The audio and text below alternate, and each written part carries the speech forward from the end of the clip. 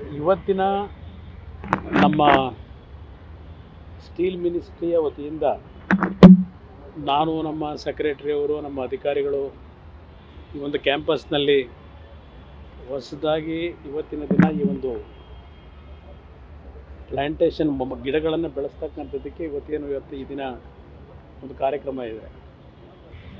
ಇವತ್ತು ದೇಶದಲ್ಲಿ ದೊಡ್ಡ ಮಟ್ಟದ ಪ್ರಗತಿಯನ್ನು ಇದ್ದೇವೆ. ಅದರ ಜೊತೆಗೆ ಹವಾಗುಣದಲ್ಲೂ ಹಲವಾರು ರೀತಿ ಏರುಪೇರುಗಳನ್ನು ನಾವು ಕಾಣ್ತಾ ಇದ್ದೇವೆ.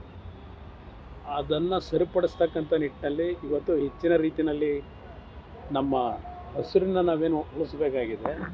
ಅದರಿಂದ ಇವತ್ತು ಯಾವೊಂದು ಹೊರಗಡೆ ನಾವು ಇಂಡಸ್ಟ್ರಿಗಳಲ್ಲಿ ಹೊರಬರ್ತಕ್ಕಂಥ ಕಾರ್ಬನ್ನನ್ನು ಇವತ್ತೇನು ಹೊರಗಡೆ ನಾವು ಬಿಡ್ತಾ ಇದ್ದೇವೆ, ಅದನ್ನು ಆದಷ್ಟು ರೆಡ್ಯೂಸ್ ಮಾಡ್ತಕ್ಕಂಥ ನಿಟ್ಟಿನಲ್ಲಿ ಮತ್ತು ಯಾವ ಒಂದು ಗ್ರೀನ್ರೀಸ್ನ ನಾವು ಬೆಳೆಸಿದಷ್ಟು ಕಾರ್ಬನ್ ಡೈಆಕ್ಸೈಡ್ ಏನು ಉತ್ಪಾದನೆ ಆಗ್ತದೆ ಅದನ್ನು ನಮ್ಮ ಗಿಡ ಮರಗಳು ಎಕ್ಸ್ಟ್ರಾಕ್ಟ್ ಮಾಡ್ಕೊಳ್ತಕ್ಕಂಥದ್ರ ಮುಖಾಂತರ ಆ ಒಂದು ದುಷ್ಪರಿಣಾಮವನ್ನು ತಡೆಯೋಕ್ಕೆ ಏನು ಸಾಧ್ಯ ಇದೆ.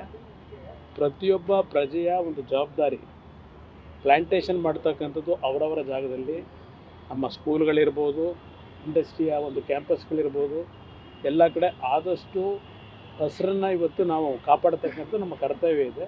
ಆ ನಿಟ್ಟಿನಲ್ಲಿ ಒಂದು ಸಂದೇಶ ಕೊಡುತ್ತೆ. ಸರ್, ಈಗ ನಿನ್ನೆ ಹರಿಯಾಣದಲ್ಲಿ ಪ್ರಧಾನಿ ನರೇಂದ್ರ ಮೋದಿ ಅವರು ಸಿದ್ದರಾಮಯ್ಯ ಅವರು ಇಲ್ಲಿ ಬೇಡ ಅದು ರಾಜಕೀಯ ಮಾತಾಡಿದ್ರು. ಸಿದ್ದರಾಮಯ್ಯ ಅವರು ಹೇಳಿದ್ದಾರೆ 2,000 ಕೋಟಿಗೆ ಮುಖ್ಯಮಂತ್ರಿ ಸ್ಥಾನನ ವ್ಯಾಪಾರಕ್ಕೆ ಇಟ್ಟಂತವ್ರು ನಮಗೇನು ಭ್ರಷ್ಟಾಚಾರದ ಬಗ್ಗೆ ಪಾಠ ಮಾಡ್ತಾರೆ. ರಾಜಕೀಯವಾಗಿ ಕೆಲವು ಇರ್ತಕ್ಕಂಥ ಭಿನ್ನಾಭಿಪ್ರಾಯಗಳಲ್ಲಿ ಚರ್ಚೆಗಳು ಮಾಡೋದು ಬೇರೆ, ಆ ವಿಷಯಗಳು ಅದನ್ನು ಗಂಭೀರವಾಗಿ ತಗೊಳ್ಳಿಕ್ಕಾಗತ್ತಾ?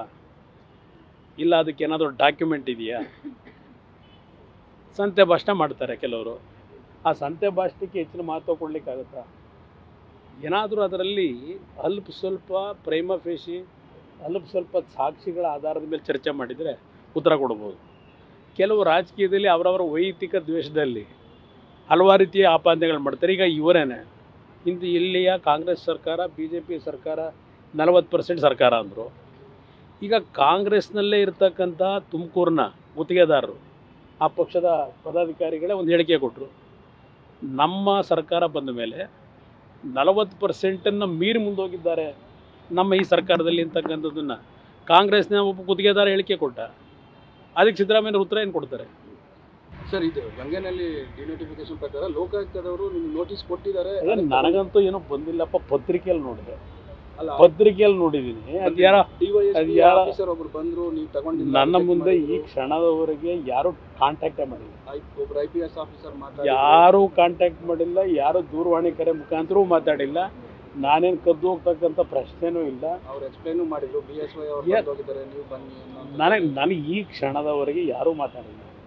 ಪತ್ರಿಕೆಯಲ್ಲಿ ಬಂದಿರತಕ್ಕಂಥ ಯಾರು ಕೊಟ್ಟಿದ್ದಾರೆ ಇವತ್ತು ಸರ್ಕಾರ ಹೇಳಬೇಕಿದೆ. ಈ ಸರ್ಕಾರದ ಕೆಲಸವೇ ಅಷ್ಟೇ ತಾನೆ. ಕಾಂಗ್ರೆಸ್ ಸರ್ಕಾರದಲ್ಲಿ ಈ ರೀತಿಯ ಸುಳ್ಳು ಹೇಳಿಕೆಗಳನ್ನು, ಸುಳ್ಳು ಪ್ರಚಾರಗಳನ್ನು ಮಾಡ್ತಕ್ಕಂಥದ್ದಕ್ಕೆ ಅದು ಇಟ್ಕೊಂಡಿರೋದಲ್ವ, ಅದಕ್ಕೆ ಹೇಳ್ಕೊಂಡಿರ್ಬೇಕು. Okay sir.